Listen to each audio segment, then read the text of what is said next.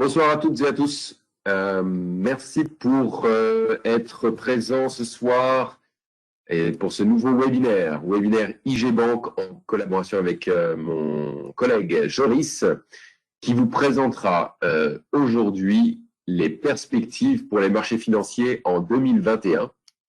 Nous verrons avec lui quelles seront les perspectives et éventuellement quelques prédictions de la part de Joris sur les marchés, voir si la très toute récente inauguration de Joe Biden à l'instant fera-t-il mieux que son prédécesseur.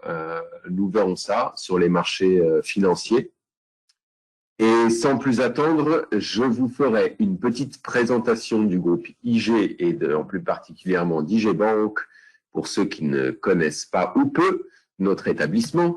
Je passerai rapidement sur le slide concernant les risques inhérents au trading que vous connaissez probablement tous.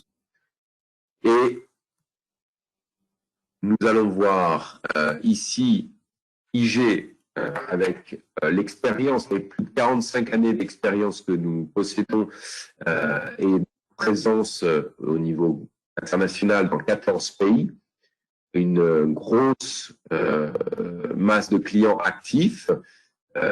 Grâce à cette expérience, nous avons pu développer différents produits et nous mettre à la disposition de nos clients, en particulier avec la création localement d'IG Bank en 2014.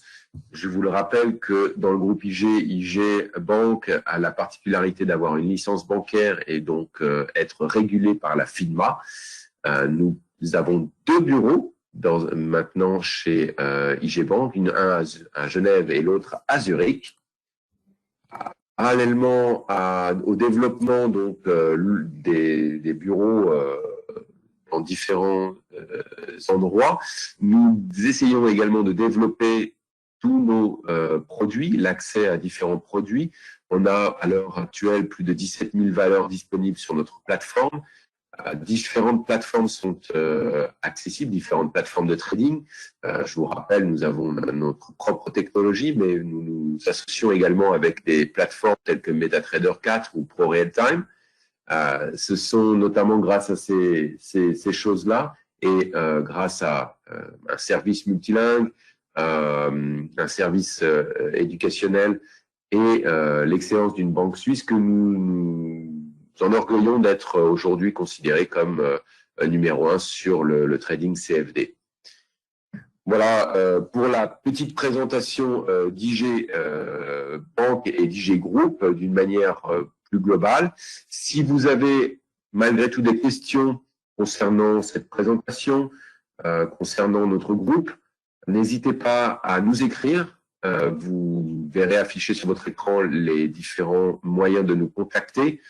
Je m'appelle Harold Siven, je suis au département commercial d'IG Bank. N'hésitez pas également à me contacter. Je me tiendrai à votre disposition. Et en attendant, nous allons laisser la parole à Joris qui va nous faire le plaisir donc, de présenter ses idées et cette nouvelle présentation, nouveau webinaire IG Bank. Joris, je te laisse la... Bonjour à tous. Excuse-moi, Joris. Ravi de vous retrouver pour ce nouveau webinaire. Avant toute chose, eh bien, je vous présente mes meilleurs vœux pour cette nouvelle année, la santé surtout, et je vous souhaite aussi de nombreux trades gagnants. Donc, alors, tout de suite, nous allons rentrer dans le vif du sujet. Je vais partager mon écran. Parfait. Alors, au sommaire de cette émission, nous allons revoir les performances de 2020 et celles à venir pour 2021. Ensuite, on fera un point quand même sur le dollar US qui a subi une forte dépréciation en 2020 et qui pourrait poursuivre son chemin en 2021. Quel a été l'impact des banques centrales sur les marchés financiers en 2020? et quelles seront les perspectives aussi des banquiers centraux pour 2021. Ensuite, on fera donc une analyse graphique et technique de l'ensemble des indices boursiers, à savoir le Nasdaq, le Dow Jones, le CAC 40, et on terminera avec l'indice suisse. Bien entendu, on ira faire un tour côté matières premières avec le cours de l'or, l'once d'or, le marché pétrolier, et on terminera avec une nouvelle classe d'actifs, les crypto-monnaies, hein, le Bitcoin surtout, qui a réalisé en 2020 et même en ce début d'année une ascension sans faille et fulgurante. Et surtout, ce qui est intéressant, c'est de voir qu'en 2017, la hausse avait été alimentée par les particuliers, alors qu'en 2020, eh bien, c'est tout le contraire, ce sont les entreprises qui sont pareilles. On fera un point complet sur l'ensemble des cryptos. Alors, pour résumer l'année 2020, très clairement, ce graphique représente la performance, voire même les performances de l'ensemble des actifs sur 2020. Et donc, sur le podium, à la première place, c'est très clairement le Bitcoin. Donc, on fera un point justement en fin d'émission sur la crypto. Quelle perspective d'avenir sur les crypto-monnaies et faut-il investir maintenant sur le Bitcoin? Faut-il allouer une partie de son portefeuille aussi sur les crypto-monnaies? Ensuite, on a quand même eu le Nasdaq qui, lui, réalise une performance aussi impressionnante puisque le Covid-19 eh bien, a provoqué un boom des valeurs technologiques avec les valeurs dites stay at home, Google, Netflix, Nvidia, Microsoft. Et donc, on assiste encore et on a assisté à une véritable accélération. Le Covid nous a propulsé dans une nouvelle ère, à savoir la digitalisation, le numérique, et donc toutes ces valeurs technologiques ont très clairement eu le vent en poupe en 2020 et devraient logiquement continuer de l'avoir en 2021. Les métaux précieux aussi, notamment avec le gold, qui réalise quand même une performance de quasiment plus 30%, soutenu par les taux bas, maintenus par les banques centrales, hein, l'abaissement des taux, et aussi le dollar, qui était quand même en chute libre, comme je vous le disais, en 2020. Bon, derrière, après, on a quand même des indices qui ont réussi à revenir sur des niveaux assez corrects. Hein. On a quand même eu une chute de quasiment 35, voire 40%, un DAX qui a fini quand même dans le vert. Par contre, le pétrole, lui, qui a subi une lourde dégringolade, hein, qui a terminé l'année quand même sous une performance de moins 20%. Mais face à la reprise économique actuelle et la dépréciation du dollar, eh bien, le pétrole pourrait rebondir en 2021 et les investisseurs, justement, estiment que c'est un actif où il pourrait se passer de l'action. Donc, très clairement, ici, c'est un sondage, du moins, qui a été réalisé par le BofA Global Fund Manager. Et selon cette enquête, auprès des institutionnels et des gérants de fonds, l'année prochaine sera consacrée, du moins cette année, puisque c'est un sondage qui a eu lieu au mois de novembre 2020, au marché émergent. Néanmoins, on a quand même les actions américaines, le pétrole, l'once d'or et le Bitcoin qui seront aussi de la partie. Alors, on fera un point justement sur le gold un peu plus tard, mais malgré le repli qu'on a eu sur l'ensemble des métaux précieux, la dynamique de fond, finalement, à long terme, elle reste haussière. Actuellement, on n'a pas vraiment de facteurs macroéconomiques qui plaident pour un retournement de tendance dans le contexte de taux et d'inflation actuelle, puisque les banques centrales vont encore écraser les taux avec des rendements réels toujours sous pression, et les plans de relance à foison vont amplifier aussi la dépréciation du dollar. Justement, comme vous le savez, au cours des précédents jours, on a Joe Biden qui a quand même présenté la semaine dernière son plan de relance pour permettre à l'économie américaine de rebondir en 2020.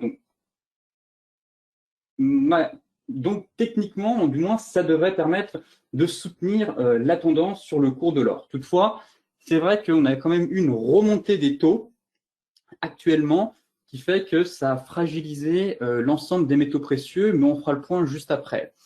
Le S&P 500, lui, comme je vous le disais, c'est sûrement aussi la performance de 2020 s'explique entre autres par la faiblesse du dollar, puisque lorsque le dollar se déprécie, cela profite aux actions américaines et inversement, par contre, la hausse de l'euro, elle, empêche la performance sur les actions européennes. Donc, pareil, encore une fois, des marchés américains qui risquent, si la dynamique se poursuit sur le dollar, eh bien de poursuivre, en tout cas de surperformer, comme elle a l'habitude de le faire, mais elle pourrait très clairement surperformer l'Europe en 2021.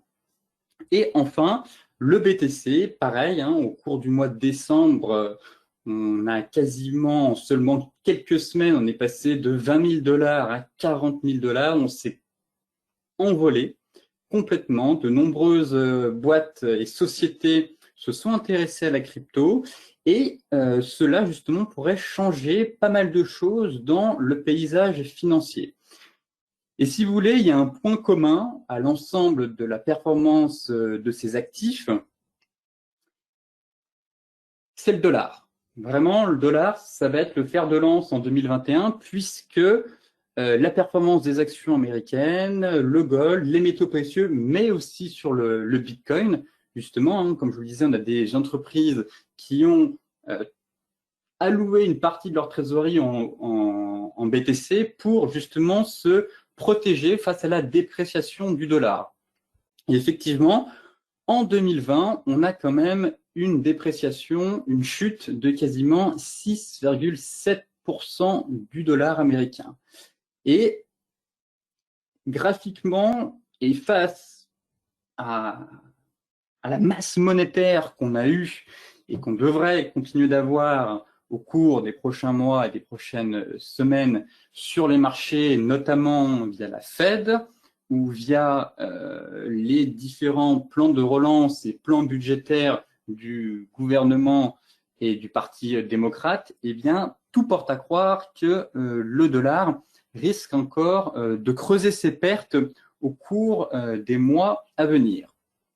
Effectivement, si on prend sur du long terme, on a le cabinet Nautilus qui a effectué des recherches et backtesté plusieurs stratégies sur le dollar.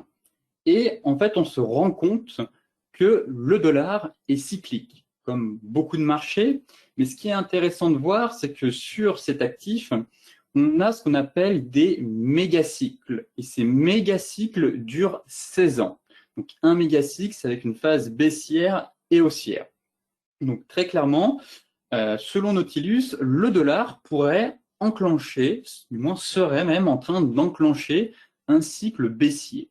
Et la fin de la baisse pourrait avoir lieu en 2025. Si l'histoire se répète, en tout cas, et que les cycles se suivent, effectivement, ces méga cycles de 16 ans nous invitent à une fin de la baisse d'ici 2025. Et techniquement, si on associe ces recherches à l'analyse technique, on constate qu'on a ce qu'on appelle ici un double top. Donc, une figure de retournement de tendance qui est en train d'être enclenchée sur l'indice dollar.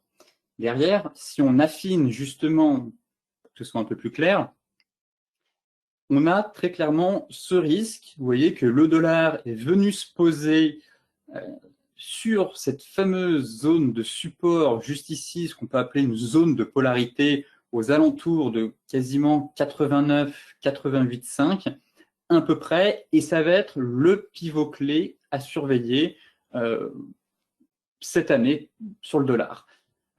Car si on a une incursion vraiment sous ce niveau et qu'on accélère, techniquement, comme on a vu le cas ici, on avait un espèce, vous voyez, de triple bottom qui avait parfaitement bien fonctionné, la cassure ici, et derrière le marché, du moins le dollar, avait repris de la hauteur. Et là, on répète la même figure, mais dans le sens inverse, à savoir un double top.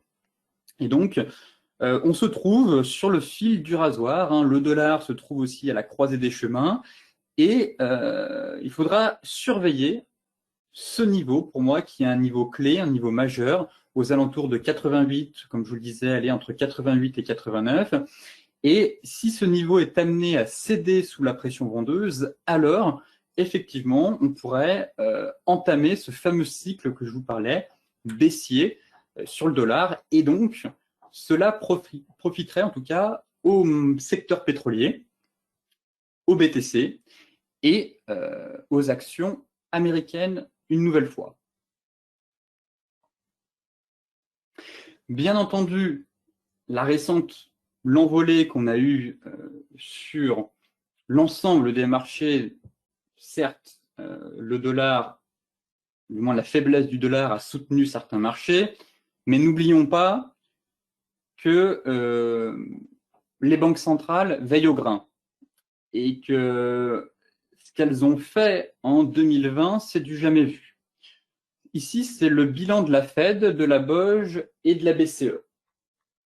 Et on est rentré dans une nouvelle ère, très clairement, puisque les banques centrales ont pris des mesures, on va dire, assez chocs, ont continué, du moins, ont fait gronder la planche à billets pour tenter de remettre l'économie sur les rails afin de retrouver le niveau d'avant-crise. Et donc, on a eu une expansion du bilan. On est quand même passé de 15 000 milliards à quasiment 23 000 milliards. Et encore, on n'a pas la BOE.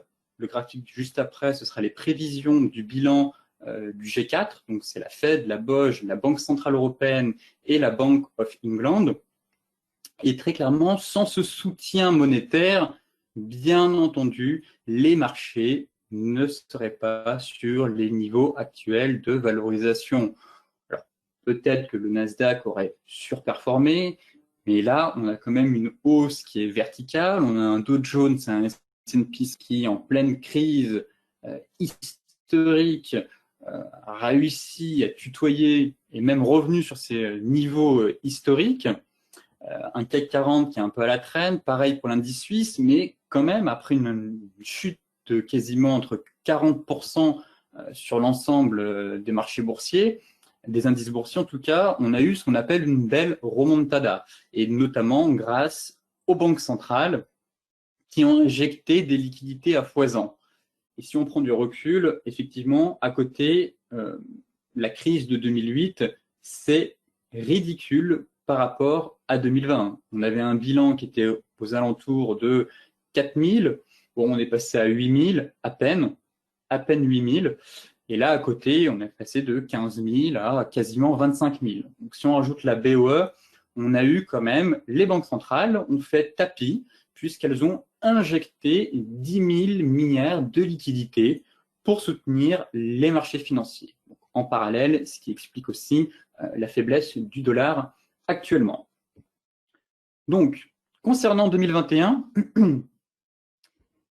eh bien, les banquiers centraux n'ont pas prévu de se reposer, en tout cas, puisque selon les perspectives et les prévisions de JP Morgan, de Morgan Stanley, pardon, l'expansion du bilan des banques centrales devrait se poursuivre en 2021 et même en 2022 et même un peu plus loin. Vous voyez que quasiment finalement, ça c'était les prévisions pour au mois d'octobre, il me semble, on a atteint les 24 000 milliards. Bon, c'était des prévisions à 25 000, mais derrière, Morgan Stanley estime que les banquiers centraux vont continuer d'imprimer de l'argent frais et les mettre à disposition des investisseurs sur les marchés.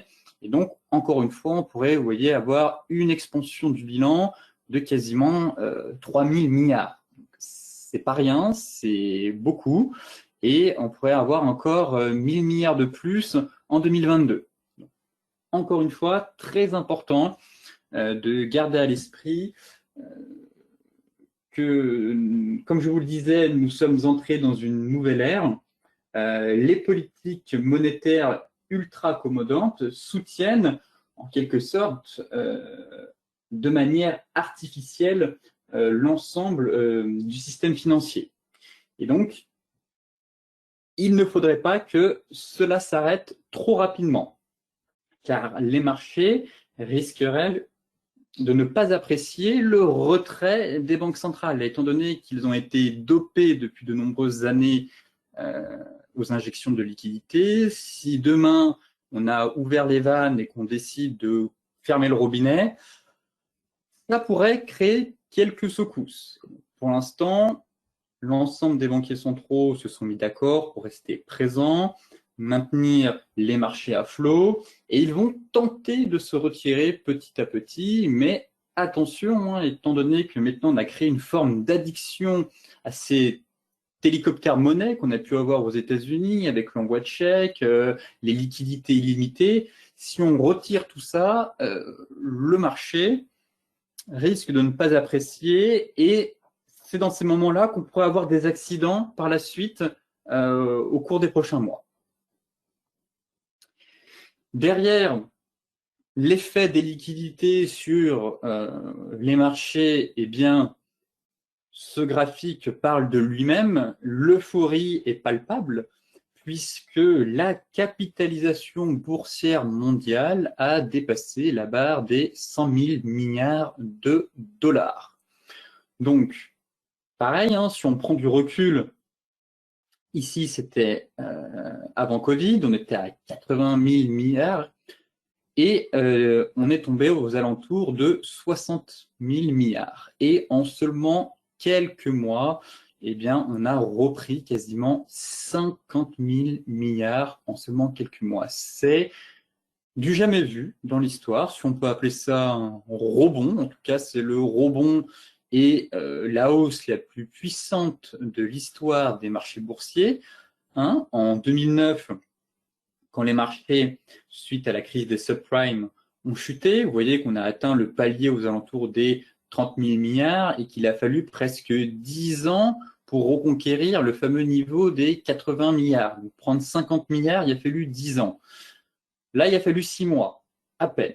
Et ça a été à la verticale. Donc, pareil, sans que vraiment, si vous doutiez des outils et de la force de frappe des banquiers centraux, eh bien là, ce graphique vous montre très clairement qu'il faut tout simplement éviter de se mettre en face des banques centrales. Alors, tôt ou tard, cela risque d'avoir des conséquences sur les marchés boursiers. Certains estiment que ça renforce de plus en plus la bulle sur certaines classes d'actifs, étant donné que tout monte, tous les dossiers. Je vois même certains titres qui ne sont pas forcément de bons dossiers, de bonnes valeurs, mais elles explosent quand même à la hausse. Donc, le fait d'avoir cette masse monétaire très présente sur les marchés financiers, on a l'impression que c'est un peu un open bar et que les investisseurs viennent se servir un peu partout et investissent à droite à gauche et font gonfler l'ensemble du marché. Donc, pareil, il faut savoir prudence garder, j'ai envie de dire, ne pas céder, en tout cas, il ne faudra pas céder à l'euphorie puisqu'on a quand même des marchés qui sont certes optimistes, mais au bout d'un moment, la dernière étape avant la dégringolade, c'est l'euphorie. Et si on prend du recul, là, on a l'indicateur préféré de Warren Buffett. Puisque Warren Buffett apprécie l'indicateur capitalisation boursière mondiale par rapport au PIB mondial. Et cet indicateur dépasse ses plus hauts de 2018 et a même ou approche à voir avec le Nasdaq qui a dépassé ses plus hauts historiques aujourd'hui, mais en tout cas se rapproche de son record historique de 2007. Et Warren Buffett estime que lorsqu'il est supérieur à 100, alors le marché boursier se dirige vers le territoire de bulle. Donc là, pareil, vous voyez qu'on a une capitalisation boursière qui s'est envolée. L'indicateur capitalisation justement boursière mondiale par rapport au PIB mondial qui a atteint plus de 121%. Et j'ai envie de dire attention à la surchauffe. parce que on peut aussi avoir le sentiment qu'on a des marchés qui sont un peu déconnectés de la réalité. Donc après, économie et marché financier sont deux choses différentes, très clairement.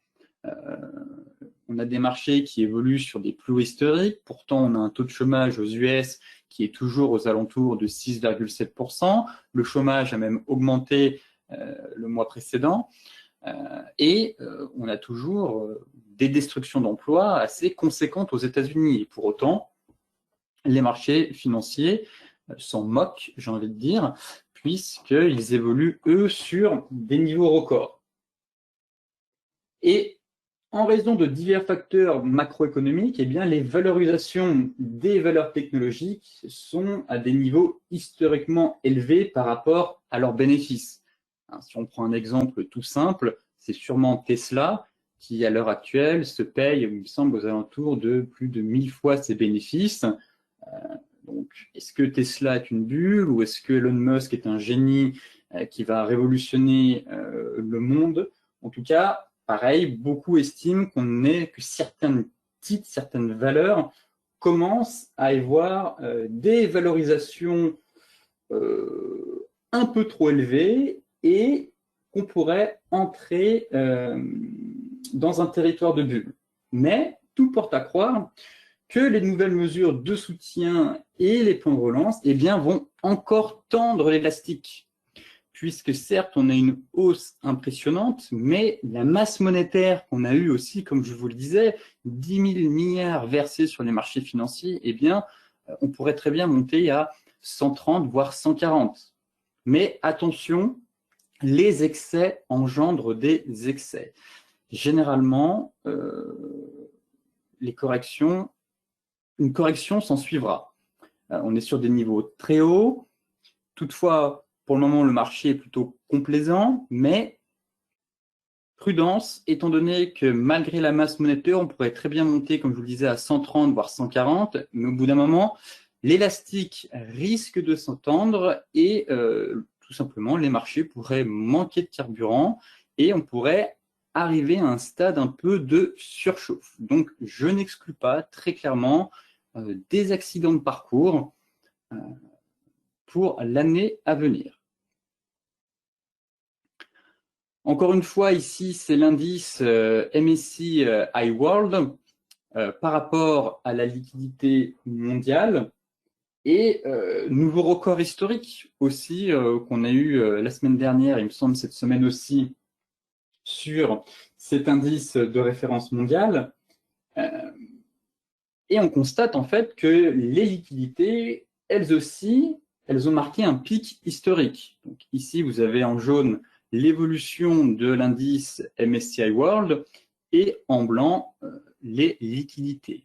Et depuis le crack du mois de mars 2020, derrière, les banques centrales ont frappé fort et accélération du moins des liquidités. Donc, encore une fois, des marchés boursiers qui évoluent en tandem avec les liquidités. Comme je vous le disais, cette frénésie n'est pas prête de s'arrêter en fait.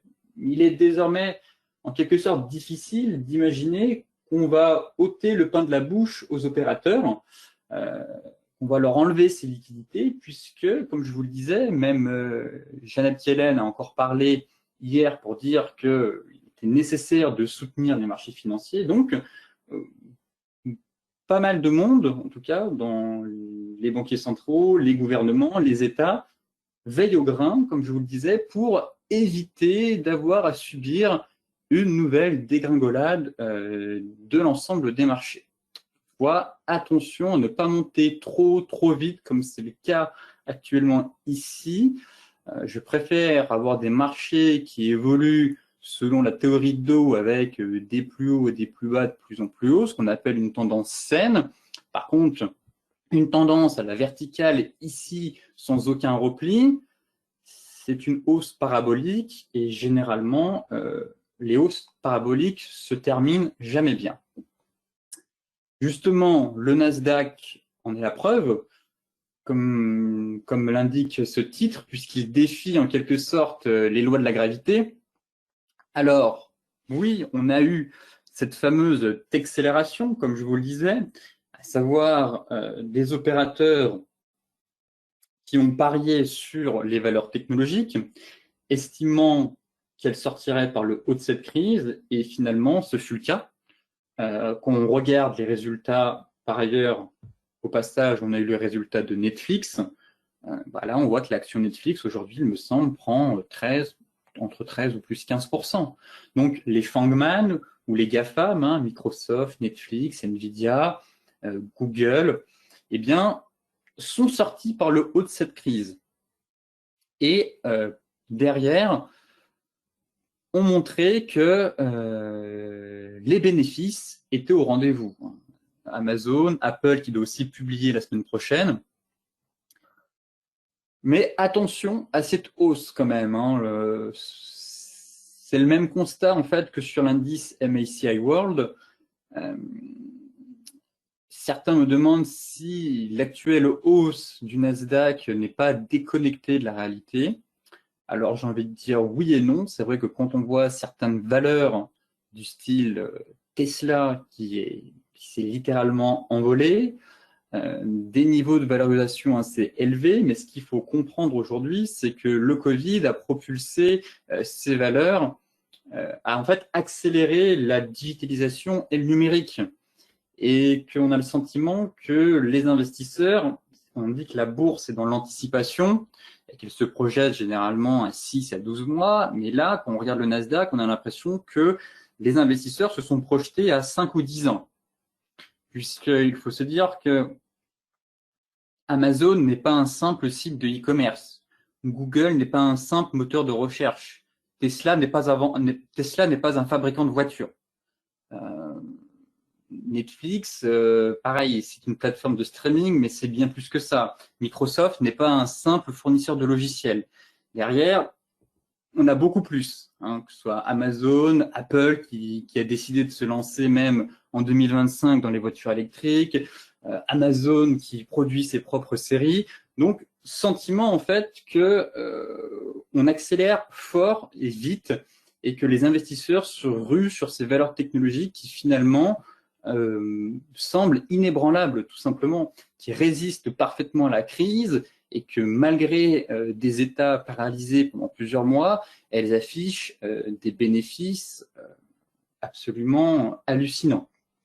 Donc, voilà pourquoi, très clairement, les techs devraient continuer de performer en 2021.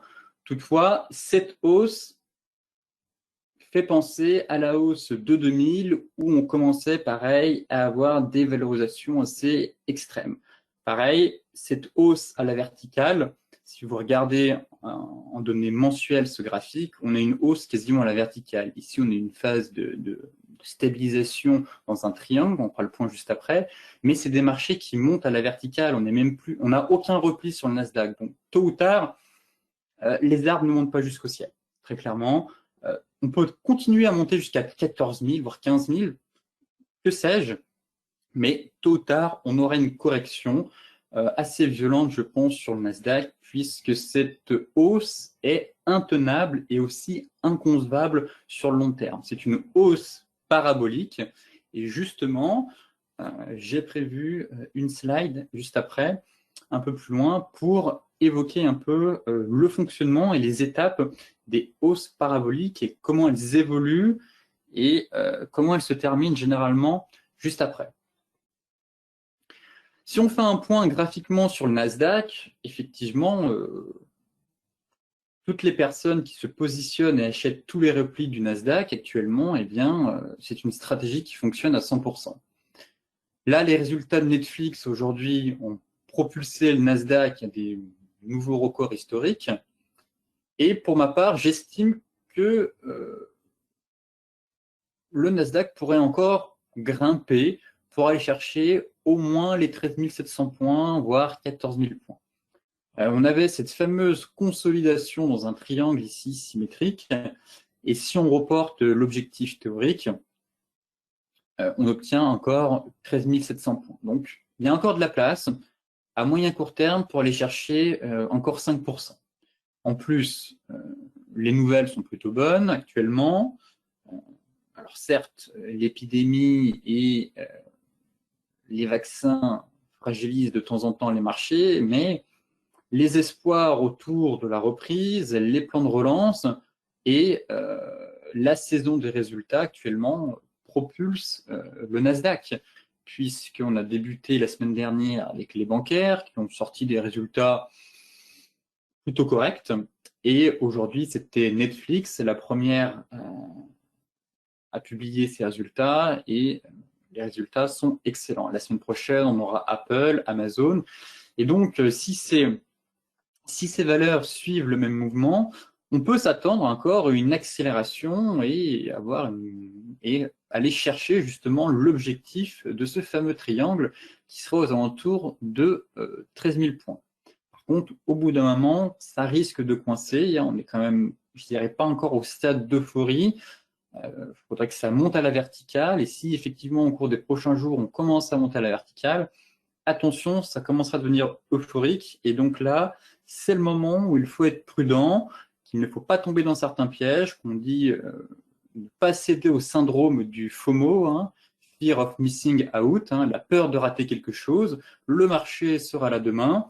Et donc, dites-vous bien que tôt ou tard, ce n'est que partie remise pour attendre un bon retracement pour se positionner sur certains dossiers ou même sur l'indice.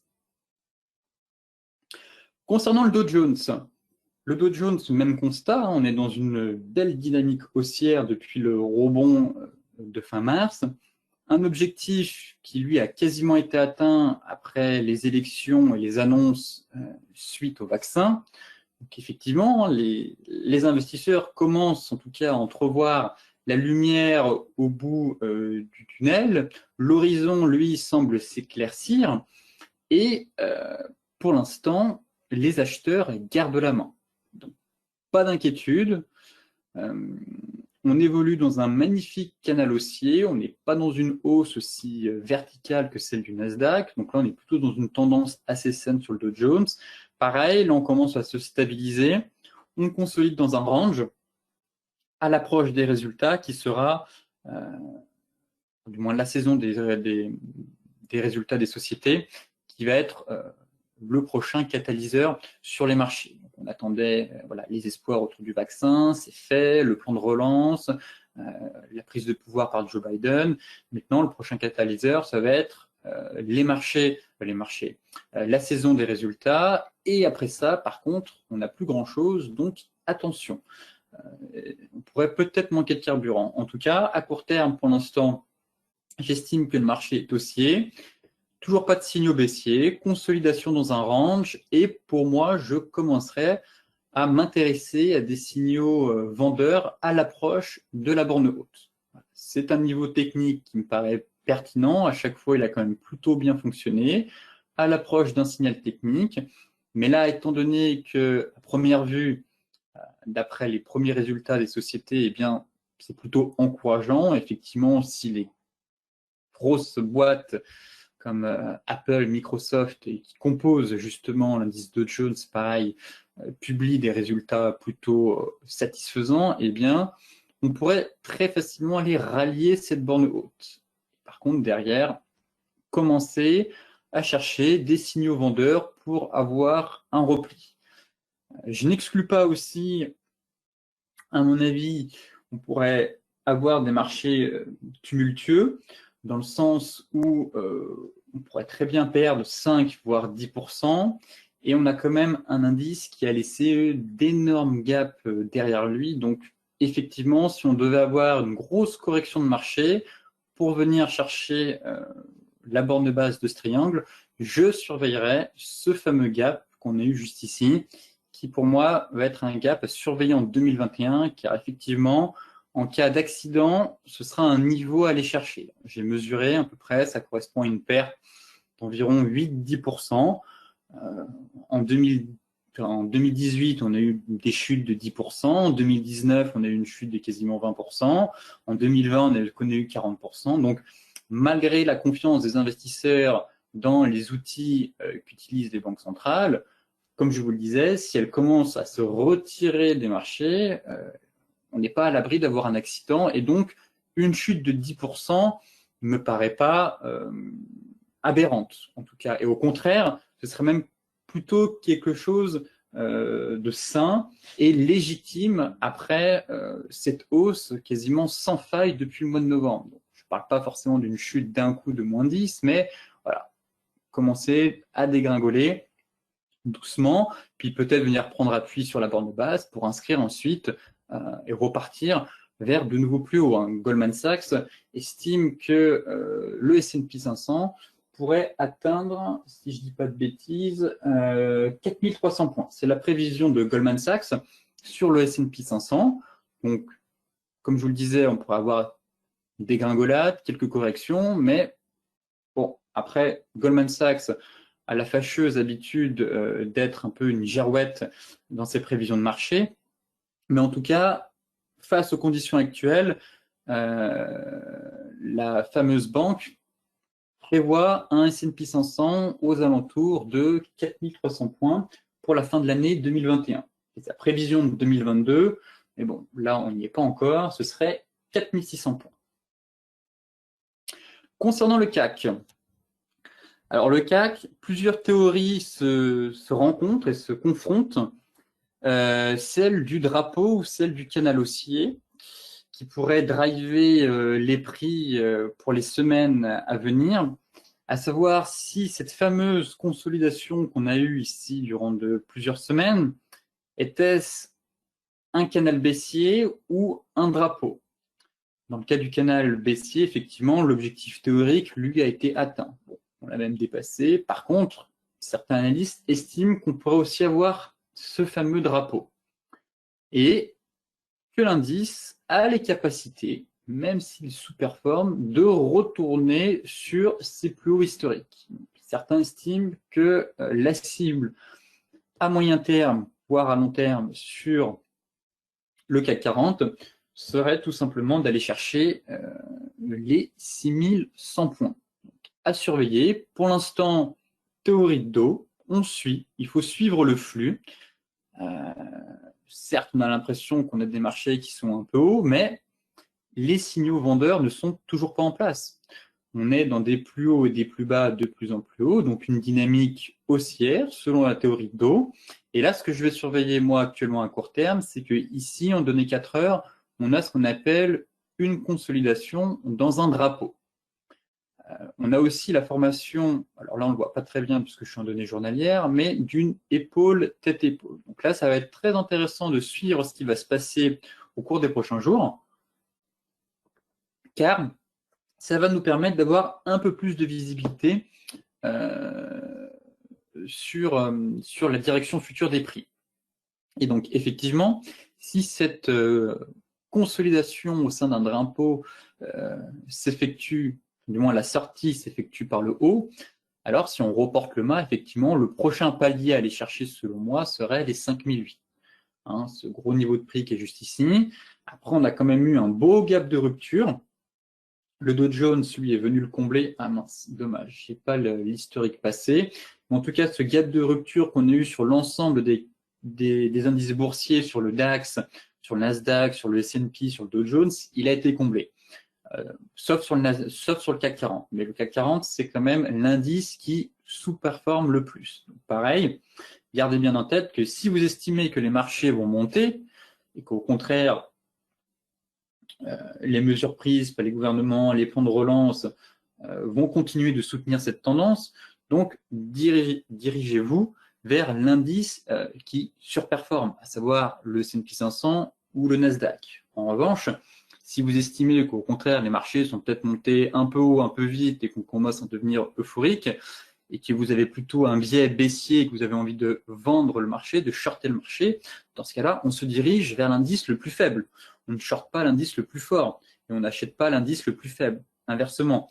Donc, dans ce cas-là, ce serait de se diriger sur le CAC 40, puisque c'est l'indice qui, lui, sous-performe très clairement l'ensemble des autres indices. Donc ça, c'est une petite stratégie à avoir en fonction de votre biais haussier ou baissier sur les indices boursiers. Donc, comme je vous le disais, cette sortie de drapeau par le haut amènerait au 5008. Derrière, ce serait le comblement du gap. Et enfin, tout porte à croire qu'effectivement, ce serait bien un drapeau et qu'on irait chercher les 6100. Par contre, à court terme, je surveille aussi cette épaule, tête, épaule qu'on est en train de former. Et pour moi, si on trace une ligne de coup un peu en forme d'oblique haussière, le signal de baisse sur l'indice CAC 40, du moins de correction, sera donné si le marché enfonce les 5535 points. C'est un gros niveau de prix, les 5535 points. C'est une résistance qui est devenue support, mais c'est une résistance à la fois support, du coup, mensuelle. Et donc, une rupture de ce niveau couplée à la moyenne mobile 50 validerait d'une part cette figure de retournement l'épaule tête épaule et on repasserait sous un niveau, voilà, c'est un pivot majeur quand même, les 5535 points. Et dans ce cas-là, j'estime qu'on pourrait avoir une correction en direction des 5425, puis revenir doucement sur les 5535 points. Et puis finalement, peut-être consolider dans un range, voire un élargissement symétrique, et derrière reprendre de la hauteur pour finalement aller chercher les 6100 points. En tout cas, je n'envisage pas actuellement un retournement de marché conséquent, étant donné que le contexte actuel, sauf si résurgence grave de l'épidémie, où le variant inquiète de manière drastique l'ensemble des opérateurs, dans ce cas-là, oui. Mais là, face au contexte actuel, difficile honnêtement d'entrevoir une baisse de 10% dans l'immédiat. Enfin, concernant l'indice suisse, eh bien, on tutoie quasiment, enfin, on est pour moi, le pivot clé à surveiller, ce serait les 10 550. Là, on travaille la zone des 10 900 points.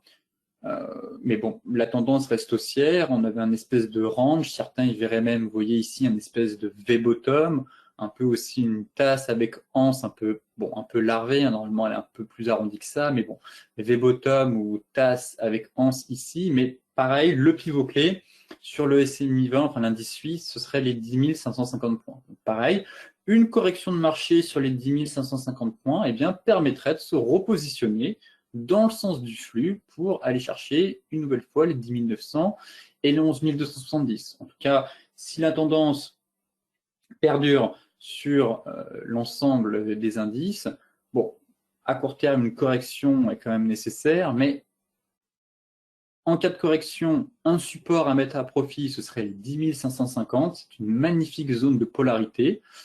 Ça permettrait de faire un peu ce pullback. Et si derrière, on arrive à aller chercher à casser la zone des 10 900, eh bien, la prochaine zone, selon moi, reste les 11 270. En tout cas, pour l'instant, on est quand même sur des marchés qui devraient garder cette dynamique au cours des prochains mois.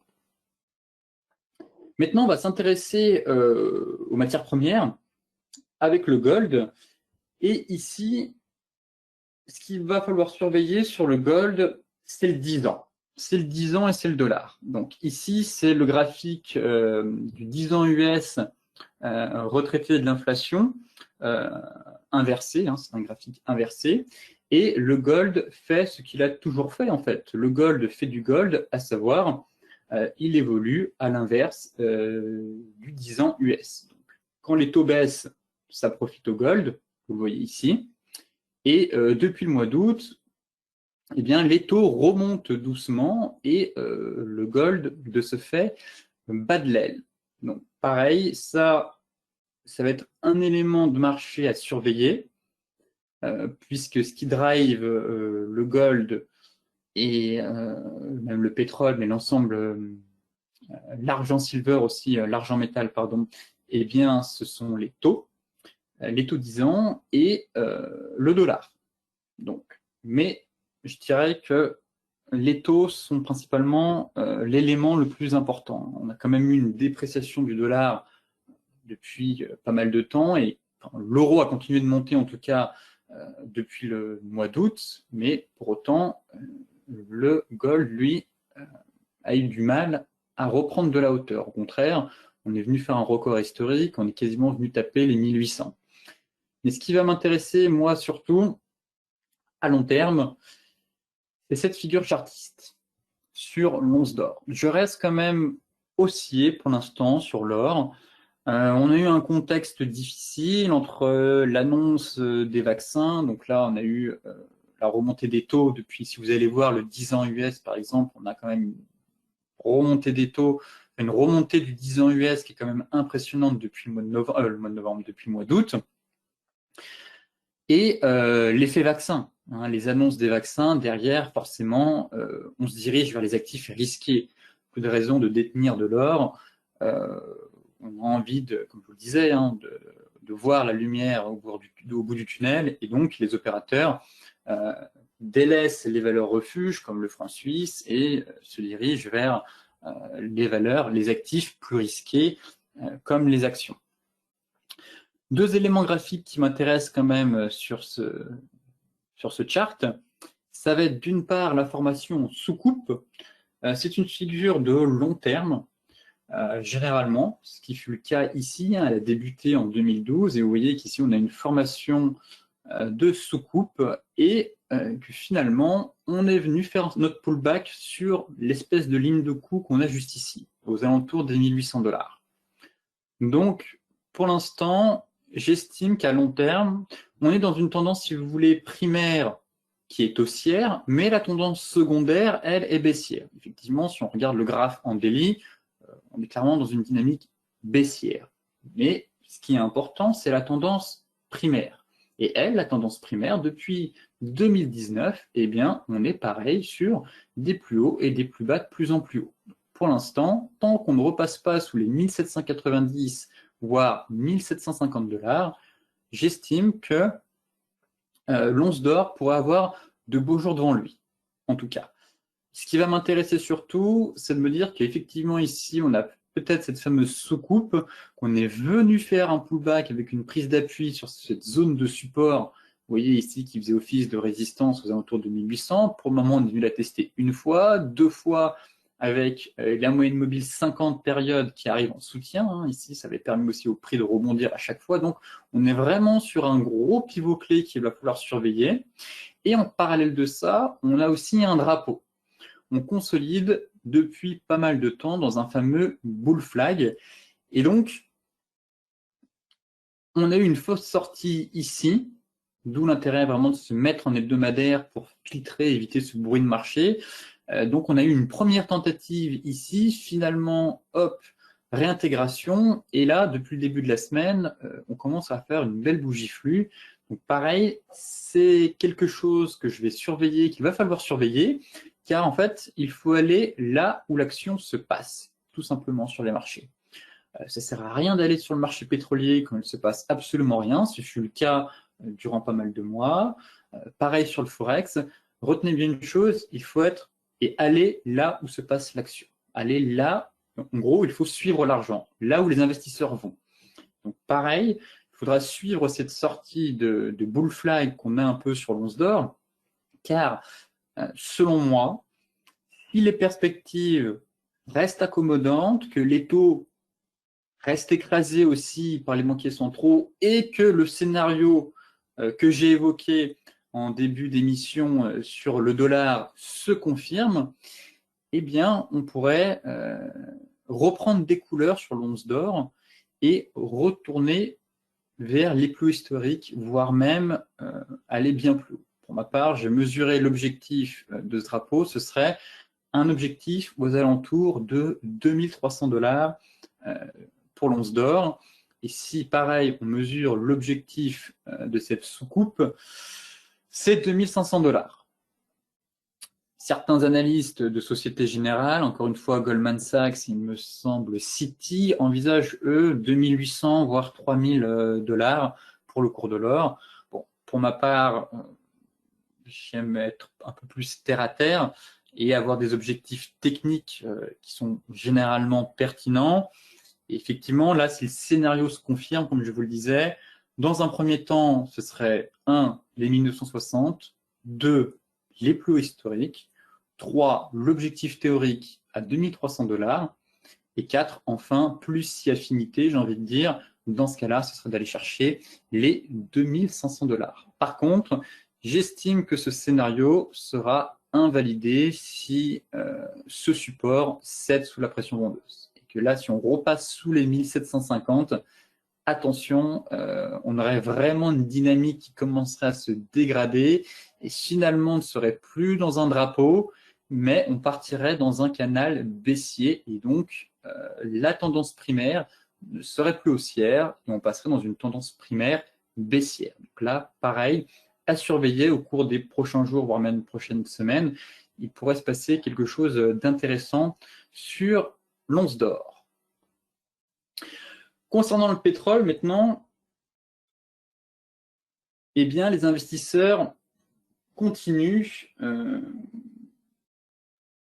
d'anticiper une reprise importante aux États-Unis. Et donc, le marché pétrolier, lui, monte en anticipation de l'adoption d'un plan de relance important aux États-Unis et aussi avec le repli du dollar en soutien.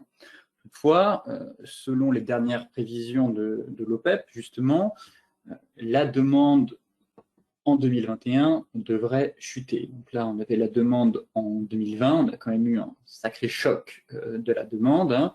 Vous connaissez la suite. Et en 2021, tout porte à croire aussi qu'on ne va pas retrouver les niveaux de 2019. Et que, au contraire, l'OPEP même estime qu'au cours des années à venir, on va avoir un phénomène de mode de consommation et de changement de mentalité, on va dire, au niveau des ménages et des consommateurs, avec des personnes, même des investisseurs qui vont préférer s'orienter vers le green. Et justement, si on regarde sur les marchés actuellement certaines performances des valeurs green, qu'on appelle aussi en valeur du cannabis, les valeurs solaires, elles ont toutes explosé. Les recherches sur l'hydrogène, Tesla justement. Et donc, force est de constater que, pareil, la crise du Covid a accéléré ce phénomène-là et que les États ont aussi alloué une part plus importante de leur budget dans la transition énergétique. Et donc, beaucoup de boîtes du secteur pétrolier, hein, je pense à Total actuellement, commencent à placer ses pions sur l'échiquier de la transition énergétique pour accompagner cette transition qui va être nécessaire en tout cas, puisque à long terme, en tout cas, la demande de pétrole risque de diminuer. Et de plus, qui plus est, en tout cas, si on a aussi un mode de consommation de la part des ménages qui s'orientent plus vers des véhicules plus sains, des véhicules électriques, ça risque aussi d'impacter la demande au cours des prochaines années. En tout cas, l'OPEP estime qu'on ne retrouvera pas les niveaux de 2019 en 2021. Et graphiquement, si cette demande en moyen long terme est amenée à diminuer au fil des ans, on le retrouve sur les prix. Ici, on a un graphique mensuel du pétrole.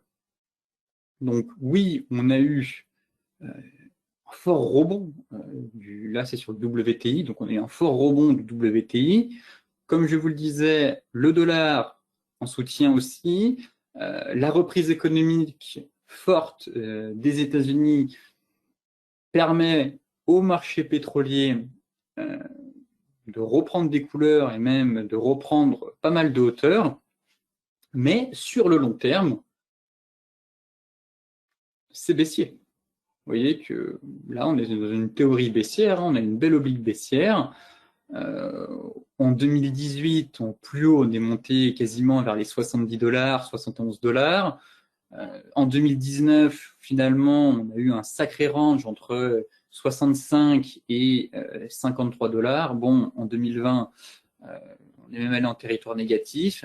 Par contre, en 2021, là, on travaille un niveau très intéressant aussi sur le pétrole, mais je verrais bien le pétrole, un baril de pétrole autour des 60 $, à peu près, une stabilisation. Je pense que on ne retrouvera pas un baril aux alentours de 80, 90, voire 100 $. Je pense que cette ère-là, en tout cas, est terminée.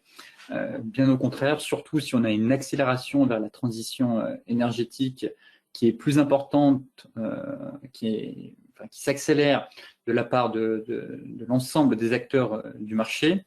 Et donc, même si on a une reprise forte aux États-Unis, une reprise économique importante dans l'ensemble du monde, les 60 $ sont mon objectif sur le Brent à moyen terme. Donc là, j'ai mesuré à peu près, ça ferait quasiment encore, il y a de la marge, hein, il y a encore moins de 15% de hausse. Hein. Là, si on trace, on a un joli canal en données journalières qui permet de cadrer cette dynamique.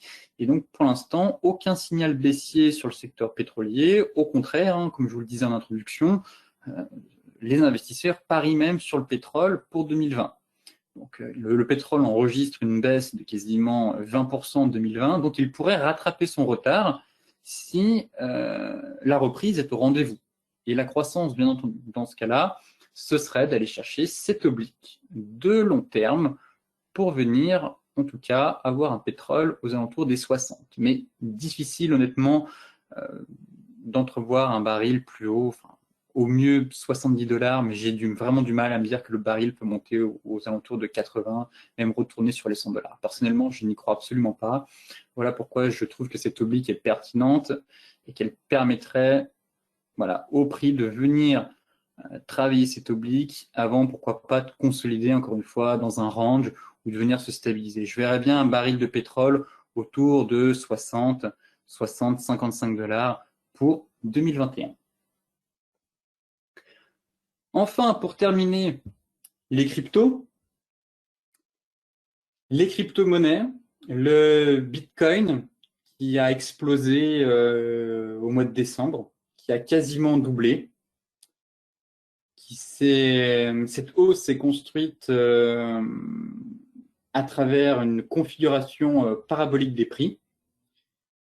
Ce qui change actuellement aujourd'hui, c'est que plusieurs acteurs du marché s'intéressent effectivement à la crypto-monnaie. Et comme je vous le disais, en 2019, c'était les particuliers qui s'étaient rués sur cette monnaie et son prix s'était effondré en 2017. Et de nombreux investisseurs arrivés tard dans la course, on va dire, avaient laissé quelques plumes. Mais aujourd'hui, des investisseurs s'intéressent au Bitcoin et aux crypto-monnaies. Dans le sens où MicroStrategy, une entreprise américaine, a décidé d'investir sur la crypto-monnaie, d'allouer une partie de son portefeuille pour échapper à la dépréciation du dollar. Effectivement, le Bitcoin, lui, n'est pas soumis à l'inflation et surtout n'est pas manipulé. Il n'en existe que 21 millions. Il n'y en aura pas 22 millions, il n'y en aura pas 23 millions, il n'y en aura que 21 millions. Actuellement, il y en a environ 18,5 millions en circulation. En revanche, les monnaies fiat, les monnaies fiduciaires, c'est à foison et c'est illimité. Donc, face à ces inquiétudes et face à la dépréciation des monnaies fiduciaires, les pros et les professionnels commencent à s'intéresser aux crypto-monnaies. Donc, pareil, j'estime que c'est un marché qui est encore jeune, qui a besoin de mûrir, mais on assiste peut-être à une nouvelle révolution, comme on a eu il y a 20 ans avec les valeurs technologiques. Et là, actuellement, ça pourrait être les crypto-monnaies, puisque cette fois-ci, comme je vous le disais, eh bien, les pros s'intéressent, les banques ont même changé leur fusil d'épaule, puisqu'on a les analystes JP Morgan qui estiment que le Bitcoin pourrait même atteindre 146 000 $, à condition que sa volatilité s'apaise un peu. On a même Morgan Stanley qui a pris 10% du capital de MicroStrategy, donc l'une des premières entreprises à avoir investi sur le BTC, sachant que cette entreprise détient actuellement 3 milliards de Bitcoin. Et en gros, c'est quand même la deuxième, JP Morgan, c'est la deuxième grande banque à changer son fusil d'épaule après JP Morgan. Donc, effectivement, ça commence à changer quelque chose, comme je vous le disais, dans le paysage financier, d'avoir autant de banques et d'investisseurs qui s'intéressent à la crypto. Alors certes, on a les idées reçues comme quoi le BTC ne repose sur rien, qu'il est virtuel, qu'il est volatile, spéculatif. On a encore même Janet Yellen qui nous a dit hier que le BTC, il fallait le réguler parce que c'était utilisé par le dark web, ça finançait le terrorisme. C'est complètement faux. Certes, c'est utilisé, une partie des crypto-monnaies sont utilisées par le dark web, mais ça ne représente une infime partie des échanges sur l'ensemble du marché. Et donc, bien entendu, ça fait de l'ombre à un des secteurs les plus inébranlables, qui est celui du secteur bancaire. Et donc, aux banques centrales. Bien entendu, ça fait aussi peur aux banquiers centraux, l'arrivée des crypto-monnaies et l'essor des crypto-monnaies. La preuve, la BCE a même décidé de lancer son propre euro numérique pour contrer un peu l'effet des cryptos. Donc, en tout cas, à moyen long terme, j'estime que les crypto-monnaies ont une certaine pertinence et on va sûrement encore vivre avec, et peut-être qu'on assiste justement à une nouvelle révolution numérique, et il serait judicieux d'allouer, sans donner de conseils en investissement bien entendu, mais une partie de son portefeuille dans certaines crypto-monnaies. Il en existe plusieurs, hein. Actuellement c'est le Bitcoin qui a une dominance, ensuite on a l'Ethereum, mais on est sur un marché qui peut être porteur. Et si on regarde effectivement la performance du BTC en 2020, c'est quasiment 300% de performance. L'Ethereum, c'est 420% de performance. Donc, pareil, ce sont des actifs où il se passe de l'action. Ensuite, faut-il investir maintenant sur le BTC après une hausse parabolique? C'est délicat dans le sens où on a eu cette hausse parabolique. Je vais passer tout de suite à cette slide. Et ici, ce sont la formation, en tout cas, comment se déroulent les étapes d'une courbe parabolique. Donc, on a plusieurs bases, base 1, base 2, base 3. Selon la théorie, à partir de la base 3, eh bien, les prix peuvent doubler. Et on forme une base 4, et ensuite, on a un point de vente une fois que les prix ont doublé. Et si on revient sur ce graphique, effectivement, en fait, l'envolée du Bitcoin a commencé au creux du mois de mars. Donc, ici, on a eu la première vague de hausse, la base 1 dans un triangle, sortie par le haut, la base 2 dans un rectangle, sortie par le haut, nouvelle jambe de hausse, base 3, consolidation dans un triangle ascendant. Vous voyez qu'on est au niveau des 20 000 $. Base 4, ici, c'est le premier sell-off de moins 18% qu'on a eu pour venir combler ce gap. Et finalement, selon la théorie, comme je vous le disais, eh bien, la base 3, à partir de la base 3, les prix peuvent doubler. Donc, c'est exactement ce qu'on a eu. On est monté à 40 000. Bon, on a fait de l'excès étant donné que le Bitcoin est extrêmement volatile. On est venu chercher les 42 730 points. Mais, encore une fois, la théorie est assez pertinente puisque le BTC a bien respecté ce schéma-là. Et finalement, on a eu une consolidation de triangle dans un triangle depuis plusieurs séances. Et aujourd'hui, à l'heure où je vous parle, eh bien, la sortie a finalement eu lieu par le bas. Pour l'instant, le BTC entame une correction. Là, c'est un graphique sur les futurs. Et selon moi, j'estime qu'on pourra avoir une correction aux alentours des 24 600 $, voire 20 000 $. C'est un niveau que je surveille, qui me paraît en tout cas intéressant pour se repositionner sur les crypto-monnaies.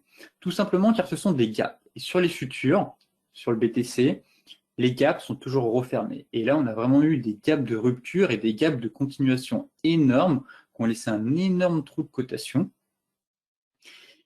De ce fait, les prix pourraient être attirés par ces niveaux de prix. Donc, la sortie de ce triangle plaide, en tout cas pour une correction. Le premier palier à aller chercher serait les 30 000 $, et derrière, en cas d'accélération, ce serait premier point, premier niveau de support, comblement du gap vers les 24 600 points, et deuxième niveau, ce serait de venir combler ce deuxième gap aux alentours des 20 000. Et ensuite, pourquoi pas assister à une stabilisation avant de repartir. Ce qui est intéressant de voir aussi sur le BTC, c'est que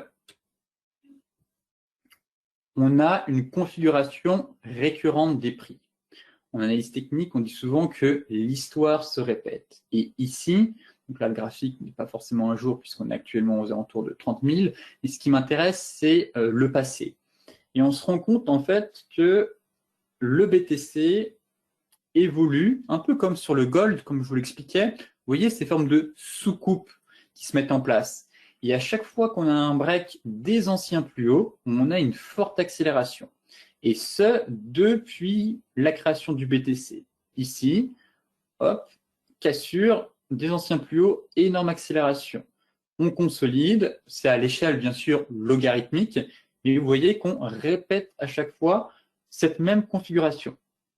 On accélère, on forme une soucoupe, boum, franchissement des anciens plus hauts, nouvelle accélération, hop, on consolide et ainsi de suite. Et on répète sans cesse en fait ce mouvement.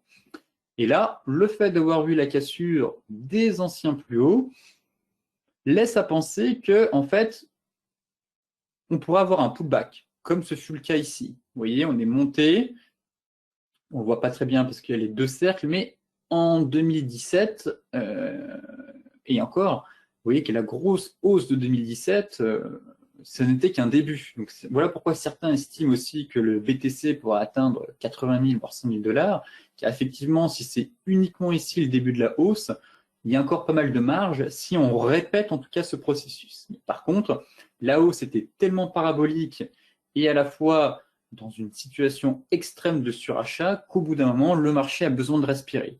Et le comblement de ces gaps, eh bien, correspond en fait, ce serait un pullback pour revenir tester l'ancienne borne, enfin les anciens plus hauts, on viendrait combler le gap avant de repartir. Voilà en gros mes perspectives sur le BTC. Actuellement, j'estime que l'euphorie était palpable sur le BTC, Twitter était euphorique, on en parlait dans les médias, France 2 en a parlé, M6 en a parlé, enfin tout le monde en parlait dans les médias, donc généralement ça reflète quelque chose, hein, au bout d'un moment, quand les particuliers se ruent sur les crypto-monnaies en plein FOMO, justement c'est ce qu'il faut éviter. Ce que je vous disais, c'est le syndrome du FOMO, la fear of missing out.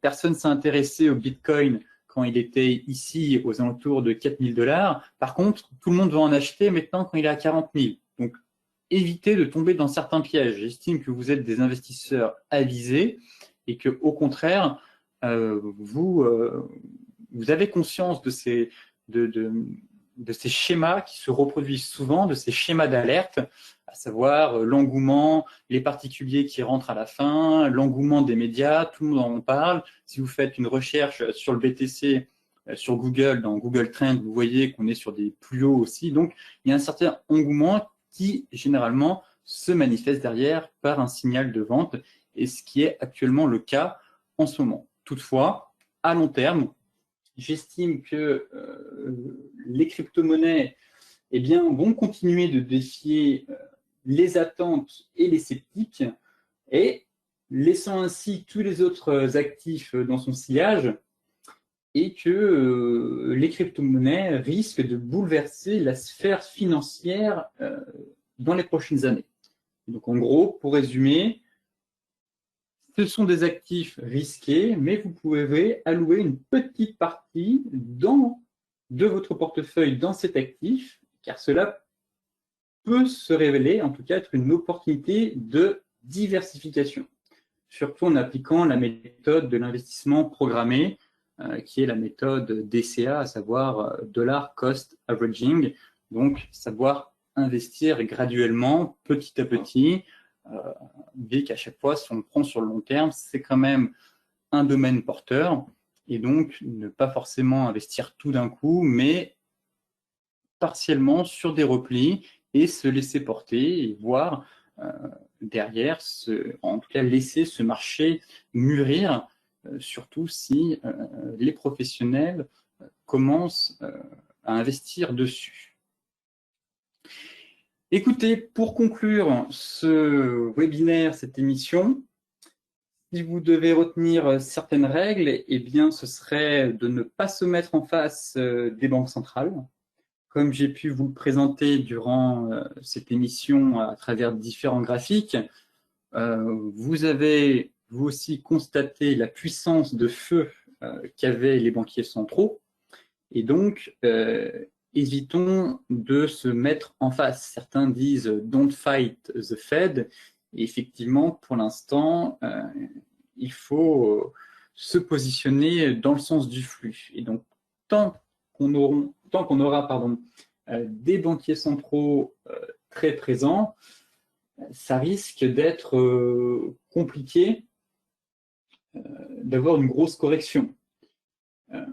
Gardez à l'esprit que si la conjoncture s'améliore, les banques centrales devront bien évidemment se retirer et les marchés risquent d'opposer de la résistance. Et en revanche, en cas de détérioration, eh bien, les banques centrales seront là. Donc, le marché sera soutenu dès qu'il perdra pied par les banques centrales. Être là où l'action se passe, c'est-à-dire aller là où il y a du flux. Aller là vraiment où il se passe de l'action, tout simplement. Ne pas aller dans des marchés mous, des marchés vaseux, des marchés où il ne se passe absolument rien. Essayez d'aller là où il y a un peu de volatilité. Donc, que ce soit le Forex, le marché pétrolier. Actuellement, les indices, si vous investissez sur le CAC, il ne se passe pas grand-chose sur le CAC. En revanche, sur le pétrole, depuis le début de l'année, on a un pétrole qui continue de grimper. On a certaines paires de Forex, pareil, qui évoluent dans de belles tendances. Donc, c'est vraiment les cryptos aussi, surtout, qui étaient à la fête en ce début d'année. Donc, essayez d'aller vraiment et de sélectionner vos marchés pour aller là où il faut être, là où les investisseurs vont et là où il y a du flux. C'est surtout ça qui est très important. Et éviter d'être agrippé à certains marchés où il ne se passe absolument rien. Enfin, évitez aussi de nager à contre-courant. Ça va un peu dans le sens où être là où se passe l'action. Il faut suivre l'argent, tout simplement. Et l'argent, c'est celui des banques centrales. Évitez d'avoir trop de convictions personnelles. Les marchés sont trop hauts, les marchés doivent corriger, les marchés sont déconnectés de la réalité. Peut-être, mais le marché a toujours raison. Et donc, pour le moment, ça ne sert à rien de se battre contre la tendance. Gardez bien à l'esprit que, au contraire, la tendance est votre amie et qu'il faut laisser de côté vos biais, laisser de côté vos émotions et vos convictions personnelles et ne pas nager à contre-courant, au contraire, se positionner dans le sens du flux. Maîtriser son risque et respect du money management, eh bien ça, ce sont des règles clés à avoir. Votre but en tant que trader, c'est d'être sur les marchés demain, et après-demain, et après-après-demain, et la semaine prochaine, et le mois prochain, et l'année prochaine. C'est pas de cramer votre compte en pensant que vous allez faire le coup du siècle, en pensant que les marchés vont corriger de manière assez violente. Non. C'est vraiment de maîtriser son risque, d'avoir des règles strictes, un money management adéquat face au marché, face à la volatilité aussi, et donc bien respecter tout ça pour être encore là demain et investir aussi sereinement en cas d'accident. Si justement on a un accident sur les marchés financiers, eh bien le fait d'avoir bien maîtrisé votre risque, d'avoir un bon respect de votre money management, vous permettra d'être plus serein et d'avoir et de prendre en tout cas les meilleures décisions d'investissement. Diversifier son portefeuille, donc ça résume un peu ce que je vous disais juste avant, hein, que ce soit les cryptos, les métaux précieux, le forex, les indices. Il ne faut pas forcément être focalisé sur un seul marché, mais au contraire, vraiment élargir son éventail et allouer une petite partie de son portefeuille, pourquoi pas sur les cryptos, pourquoi pas sur les métaux précieux si finalement on a des perspectives plutôt bonnes et des objectifs haussiers intéressants sur le gold notamment, pourquoi pas le pétrole aussi. Donc, encore une fois, ne pas mettre tous ses œufs dans le même panier. Gérer son exposition. On a quand même un VIX qui est toujours élevé, puisque le VIX évolue au-dessus de 20. En général, on est plutôt à un VIX qui est aux alentours entre 8, 10, voire 12. Là, malgré les bonnes nouvelles, le plan de relance, les premiers vaccins, il y a de la tension sur les marchés. Donc pareil, peut-être qu'on est en mode cocotte minute et qu'au bout d'un moment, le VIX pourrait lui aussi exploser. Mais il y a de la volatilité sur les marchés. Très clairement, un VIX supérieur à 20, c'est très clairement un signe qui montre que la volatilité est très présente sur les marchés financiers. De ce fait, pareil, ça va un peu avec le money management, mais savoir sécuriser ses positions, prendre une partie de ses bénéfices, remonter ses stops, alléger, bref, gérer au mieux son exposition parce que avec, comme je vous le disais, un VIX supérieur à 20, eh bien, on peut avoir des mouvements irrationnels qui partent dans un sens comme dans l'autre. Donc, c'est aussi important pour vous de bien prendre en compte ces éléments de marché et donc d'ajuster vos tailles de position, vos stops et ainsi de suite pour maximiser vos gains. Et enfin, pour terminer, je vous dirais surtout, c'est d'être patient pour éviter de tomber dans certains pièges et ne pas céder à l'euphorie sur les sommets. Comme ça a pu être le cas sur le BTC actuellement, où dès qu'il était à 40 000 $, tout le monde le voyait aller à 60 000. Au contraire, on a quand même purgé, on est retourné à 30 000. Donc, j'estime, comme je vous le disais, que vous êtes des investisseurs avisés et donc vous avez quand même certains acquis et éviter donc de tomber dans certains pièges, à savoir le FOMO, hein, la peur de rater quelque chose, hein, fear of missing out, l'euphorie qu'on peut avoir au dernier moment sur les sommets. Je vous invite à consulter l'indice Fear and Greed de CNN Money pour savoir un peu la psychologie des marchés, hein, être au courant un peu du sentiment des traders, des particuliers, savoir comment sont positionnés la plupart des particuliers. Ça donne pas mal d'éléments intéressants sur les marchés. En tout cas, ne pas se précipiter. Être patient. Si vous avez raté un mouvement, c'est pas grave. Le marché sera là demain. Il sera encore là demain. Dites-vous bien que des opportunités, il y en aura plein sur le marché tout au long de l'année. Le but, c'est d'être là demain et donc de ne pas courir après le papier. D'essayer d'être patient, d'attendre des zones, des niveaux pour intervenir de manière intelligente sur le marché afin justement de maîtriser au mieux votre exposition, encore une fois, et de maximiser vos trades et vos gains pour l'année à venir. Eh bien, écoutez, ce webinaire touche à sa fin. J'espère que cela vous a plu, en tout cas. Si vous avez des questions, n'hésitez pas à me les poser dans le chat. Merci beaucoup, Joris, pour ta présentation. Je vous remercie à tous également pour avoir participé au webinaire. N'hésitez pas à poser vos questions, effectivement. Merci pour ces très précieuses informations et petites notes de fin de présentation qui seront, je l'espère, très importantes et très suivies par nos clients et nos camarades présents ici, puisque ce sont, je crois, des recommandations de bon sens et d'hommes d'expérience. Donc, faites attention, effectivement. Et pour terminer, de notre côté, merci également de bien vouloir remplir le petit questionnaire, la petite enquête d'opinion également lorsque vous quitterez le webinaire, de sorte à ce que nous puissions améliorer à chaque fois un peu plus notre contenu. Je laisserai la parole à Joris pour terminer s'il y a des questions auprès de nos intervenants. Merci. Alors, je vois que j'ai eu quelques questions concernant la politique. Pensez-vous que les banquiers centraux sont réellement indépendants de la politique et que leurs moyens sont illimités? Il faudrait bien payer un jour. En tout cas, pour l'instant,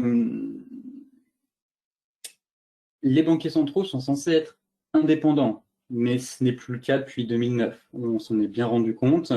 Les banquiers centraux sont complètement dépendants des marchés financiers et les marchés financiers sont complètement dépendants des banquiers centraux. C'était le cas avant, il y avait une véritable indépendance, je trouve, avant la crise des subprimes, mais depuis 2008, on a des marchés qui sont sous perfusion finalement et qui ont besoin d'être drivés par les banques centrales. Est-ce que cela va perdurer dans le temps? Je ne sais pas, honnêtement. Ce qui pourrait poser problème, c'est le jour où les investisseurs vont perdre confiance dans les outils monétaires qu'utilisent les banquiers centraux. Pour le moment, ça marche. Ils se disent super, on sort le bazooka monétaire, on imprime de l'argent à foison, les investisseurs sont contents, mais tôt ou tard, s'il y a une perte de confiance, dites-vous bien, ce qui compte, c'est la confiance. Et actuellement, la confiance est toujours là. Les investisseurs ont confiance dans les outils qu'utilisent les banquiers centraux. Les banquiers centraux sont confiants dans ce qu'ils font. On ne sait pas du tout où est-ce que ça va nous mener une politique de taux bas, voire à taux négatif sur le long terme. Mais le jour où la confiance est rompue, là, ça pourrait créer un cataclysme assez violent. Mais ça pourrait très bien être dans 3 mois, 6 mois, 3 ans. Mais en tout cas, tout est une question de confiance. Et le jour où cette confiance-là disparaît, là, effectivement, on risque d'avoir une secousse très, très, très violente, à mon avis, je pense, sur les marchés. Et est-ce que leurs moyens sont illimités? Eh bien, pour l'instant, oui. Ils l'ont dit. Hein. Pour l'instant, oui. J'ai envie de dire, quoi qu'il en coûte, whatever it takes, très clairement. Donc, pour l'instant, c'est illimité, mais tout a un prix, je pense, et tôt ou tard, il va falloir en tout cas payer cet argent frais, cette dette qui est pharaonique aux États-Unis. Pour le moment, la dette, c'est pas notre problème, ce sera peut-être le problème de nos futures générations. Peut-être certains estiment que les banquiers centraux vont même supprimer la dette, mais ce sont des questions de long terme, très clairement, et tôt ou tard, je pense qu'effectivement, il faudra bien payer un jour et qu'il va être difficile d'effacer l'ardoise et de la gommer voilà, d'une traite comme ça, en oubliant un peu tout ce qu'on a fait subir à l'économie. Enfin, dernière question, pensez-vous que la régulation prévue par la France et l'UE pour les taxes sur les GAFAM peut changer la donne? Honnêtement, non. Je ne pense pas que ça va vraiment pénaliser les GAFAM. Il faudrait plus que ça, malheureusement, qu'une simple régulation des GAFAM. Elles sont juste en train de dévorer le monde pour l'instant et il faudrait des mesures assez drastiques. Alors certes, ça pourrait faire tanguer un peu les cours de bourse, effectivement. Hein. On s'inquiétait aussi que Biden, s'il était élu, eh bien, augmente le taux d'imposition des sociétés. Cela ne serait pas bon finalement pour les marchés financiers. Mais ce n'est pas si important que ça finalement. Et même avec une régularisation, enfin une régulation plutôt de la France et de l'UE sur les taxes, elle continuerait à faire des bénéfices monstrueux, à avoir une croissance sans fin quasiment, et elle continuerait aussi à engloutir d'autres concurrents pour continuer de se développer.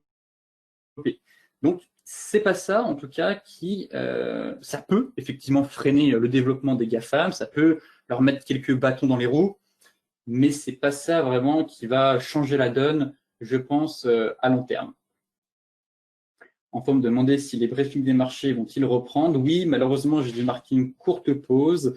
J'espère pouvoir les reprendre normalement début février, voire mi-février, avec de nouveaux projets, notamment des émissions sur les actions, et essayer de reprendre plusieurs webinaires que j'avais l'habitude de faire quotidiennement. En tout cas, je vous tiendrai informé le plus rapidement possible sur les réseaux sociaux. Voilà, vous serez tenu informé très rapidement pour celles et ceux qui me suivent sur Twitter. Eh bien, écoutez, si vous n'avez pas d'autres questions, eh bien, pour moi, j'espère avoir été clair, vous avoir guidé du mieux possible. J'espère vous retrouver justement très bientôt. Gardez en tête que, pour conclure, je dirais que les marchés, à mon avis, en 2021, les marchés boursiers ne seront pas de tout repos. Encore une fois, les banques centrales vont être très présentes. Comme je vous le disais, si elles se retirent, les marchés vont poser des résistances. En revanche, en cas de détérioration, eh bien, le marché sera soutenu dès qu'il perdra pied. Et voilà, il faudra éviter donc de tomber dans certains pièges, ne pas céder à l'euphorie sur les sommets, ne pas anticiper la fin du monde en cas de correction, profiter un peu de la récente embellie pour sécuriser ses positions, prendre une partie de ses bénéfices, remonter ses stops, alléger ou couper ses trades, enfin, pléthore de méthodes pour vous permettre d'investir plus sereinement. Et surtout, gardez bien en tête qu'il faut aller là où se passe l'action en 2021, que ce soit les cryptos, le forex, le gold. N'oubliez pas qu'il est très important de savoir se diversifier pour avoir les meilleures stratégies. Eh bien, écoutez, je vous souhaite à toutes et à tous une excellente soirée, de très bons trades et j'espère vous retrouver très bientôt pour de nouvelles émissions, de nouveaux projets à vous faire à vous partager et à vous décrypter en tout cas de nouveaux marchés et de nouveaux actifs au cours des prochains mois, voire des prochaines semaines. Excellente soirée à vous et à très bientôt. Merci Joris, très bonne soirée à vous tous.